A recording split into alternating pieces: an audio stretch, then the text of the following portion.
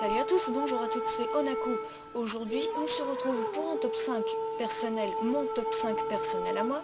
Un top 5 sur les mèmes japonais ou les mèmes en façon animée.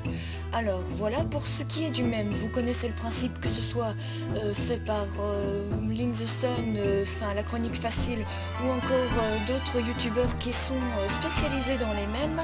Alors sachez que les mèmes viennent bien sûr de la France, mais qui ont été mondialisés depuis, et les que ce soit les stars japonaises, les stars ordinaires, les dessins animés, ou voire même que ça passe d'un simple croissant qui deviennent, on va dire, une icône cultissime, en étant transformé et ayant un visage d'être humain. Bref, sur ce, je vais commencer le top 5 en commençant le numéro 5 qui est la danse Yatta Dance, qui est sortie issue de Pony Canyons en 2001, sortie au Japon.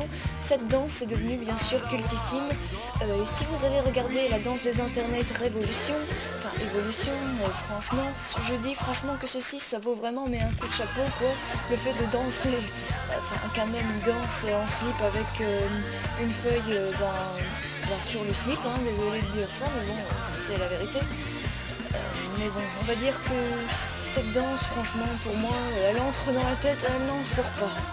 Mais bon, je l'ai mis numéro 5, tout ça parce que je pensais que ce mème allait faire quand même un peu plus suiveur à mon goût.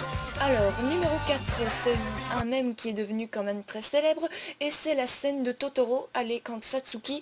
Pour la petite histoire, Satsuki qui attend son papa à l'arrêt de bus, qui est au fait, qui revient de l'université quasi chaque soir, et donc voilà, Satsuki et Mei bien sûr attendent leur père, donc voilà, pour la petite histoire aussi, Mon voisin Totoro, c'est vraiment le deuxième roman, pas le deuxième roman, mais le deuxième chef-d'œuvre de Miyazaki, qui lui faisait tout juste parler de lui au studio Ghibli. Alors là, on revient dans la danse, et je parie que vous allez danser, là oui, vous reconnaissez ce son, c'est la Caramel Dansen. Alors Caramel Dansen qui a été fait par Caramella Girls, est sorti en 2007, je pense 2008-2007 si je ne m'abuse, donc voilà. Donc Caramel Dansen, franchement regardez tous les animés qui ont repris cette fameuse danse qui est devenue vraiment mondiale en seulement quelques semaines. Mais le truc là-dedans, c'est que, allez, la version originale, elle fait 3 millions de vues, tandis que la version anglaise fait environ 20 millions de vues. What? Vous avez cédé à la langue de Molière pour les langues étrangères? Non mais ça ne vous ressemble pas. Allez, regardez simplement la version originale qui n'est autre que suédoise, donc très franchement, personnellement je trouve que la version suédoise est déjà, certes l'originale, mais pour moi la meilleure. Donc voilà, et rien qu'à regarder ces jeunes filles danser, que l'on soit fille ou homme, ça donne quand même envie de danser.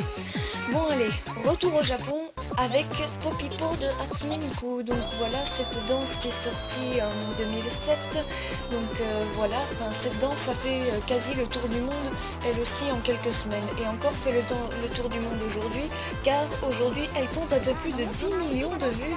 Allez, regardez celle-ci et dansez pour voir. Alors, et numéro 1, j'ai mis Kazane Teto avec Fukireta, qui est sorti en 2010. Donc pour la petite histoire aussi, Fukireta de Kazane Teto est au fait une Utao, pas vraiment une vocaloïde. Alors franchement, écoutez-moi ça.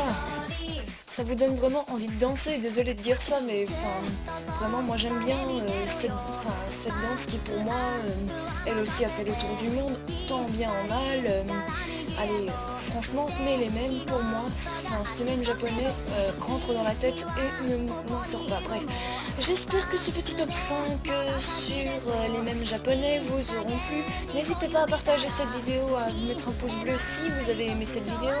Moi j'ai passé, on va dire, mes fins d'études sans succès, on va dire que c'est pas complètement fini, c'est pas peine perdue, mais le truc c'est que je stagne un petit peu au niveau des études. Je sais qu'il y en a qui ont plus de 30 ans et qui sont encore aux études. Bref, pour ceux qui sont en vacances, je vous souhaite de bonnes vacances et soyez toujours au rendez-vous au cas où je mettrai une petite vidéo. Je vous dis ciao ciao.